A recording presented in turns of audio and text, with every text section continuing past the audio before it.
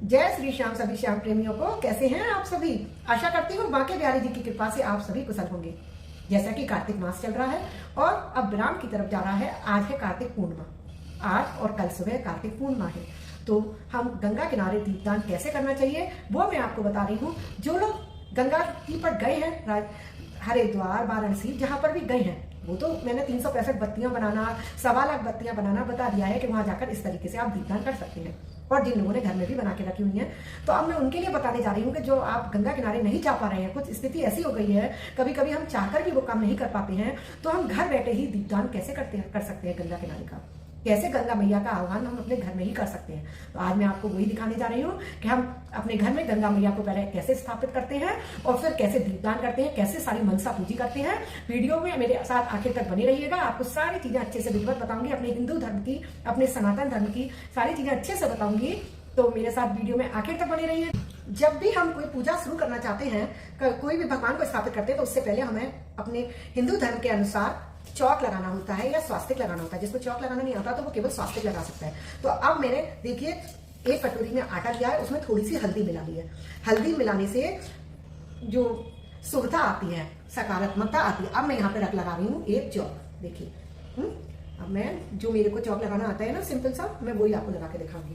ठीक है ना? देखिए आपको अगर चौक लगाना किसी को नहीं भी आता हो तो आप स्वास्तिक भी लगाकर इस पूजा को कर सकते हैं। ठीक है, ऐसा नहीं है कि मतलब स्वास्तिक नहीं होगा। स्वास्तिक अपने आप में ही पूर्ण होता है, इसलिए हम स्वास्तिक के साथ भी इस पूजा को कर सकते हैं। तो देखिए बस मेरा ये बना जा रहा है, अभी मैं आपको दिखाती हूँ, फिर क्या करना है वो आपको दिखाऊंगी। ठीक है, देखिए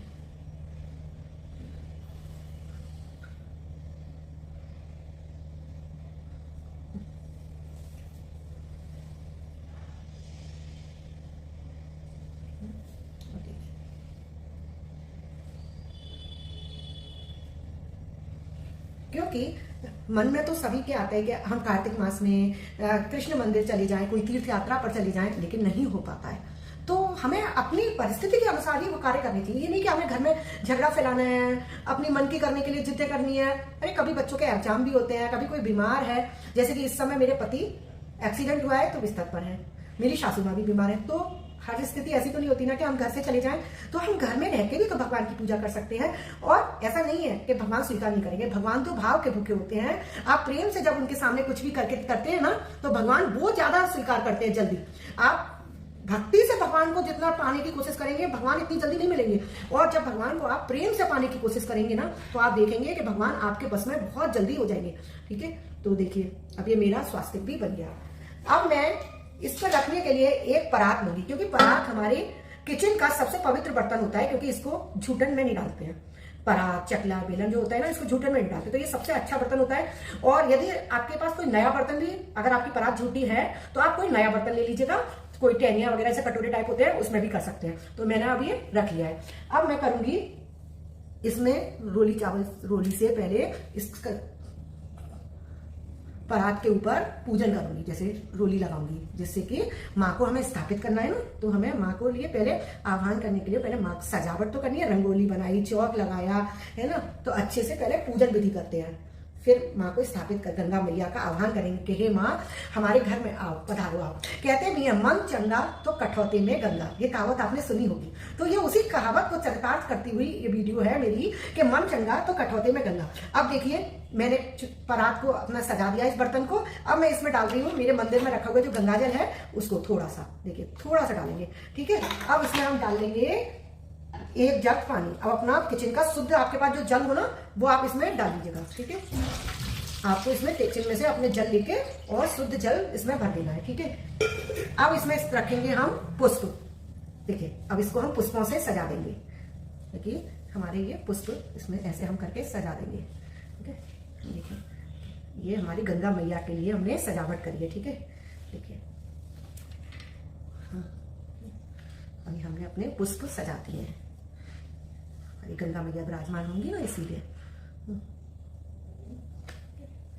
अब मैंने लिए हैं अशोक के पत्ते। आपको अशोक के पत्ते मिल जाए, पीपल के पत्ते मिल जाए, आम के पत्ते मिल जाए तो वो आप ले लीजिएगा। ठीक है, और करना क्या है, उनको आप इस पानी पर, गंगा जल पर ऐसे करके रख लीजिए। ठीक है, उनको आप ऐसे करके, क्योंकि आम के पत्ते, अशोक के पत्ते ये बहुत शुद्ध होते हैं, ठीक है ना, तो इनको आप इस परात पर ऐसे पानी गंगा जल के ऊपर रख लीजिए। हाँ, ये भी रख लिया मैंने। अब मैं करूँगी पूजन।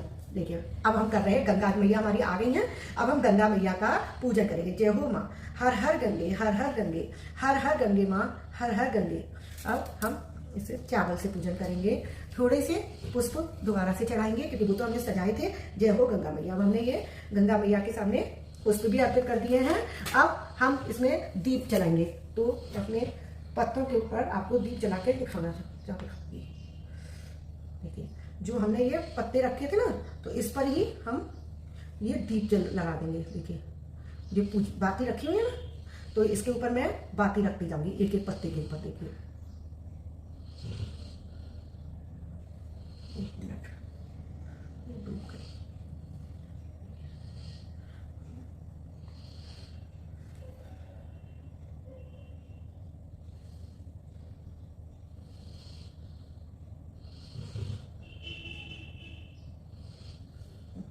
कार्तिक मास में जो व्यक्ति प्रतिदिन तुलसी का कृष्ण मंदिर में दीपदान करता है, पूजन करता है, उसको श्री हरि विष्णु की बहुत कृपा प्राप्त होती है, बहुत भगवान प्रसन्न होते हैं।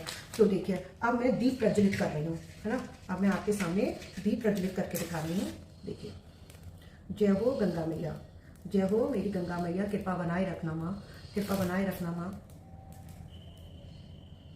जय हो गंगा मैया, कृपा बनाए रखना माँ, कृपा बनाए रखियो मैया, कृपा बनाए रखियो मैया, कृपा बनाए रखियो मैया, कृपा बनाए रखियो मैया। तभी पीपल के पत्तों का कहते हैं ना कि थोड़ा बड़ा रहता है। अब हर चीज ना हमारी सुविधा के अनुसार नहीं आ पाती है, तो हमें जो चीज जैसे मिल रही है ना उसको उसी अनुसार हम कर लेंगे। ठीक है, ठीक है। तो हमने ये ठीक है, आपको दिखाने का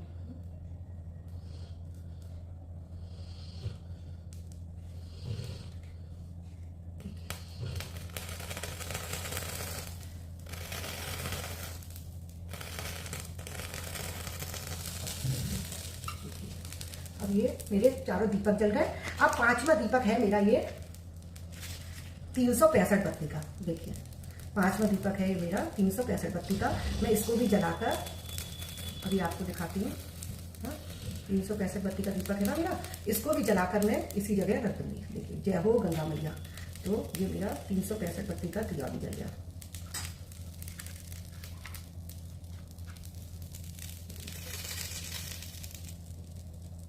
ये मेरा 365 बत्ती का भी दिया जल गया। अब हम माँ को भेंट कर रहे हैं साड़ी और सुहाग का सामान। देखिए आपको दिख रहा हो, ये मैंने साड़ी और ये मेरी सुहाग पिटारी है।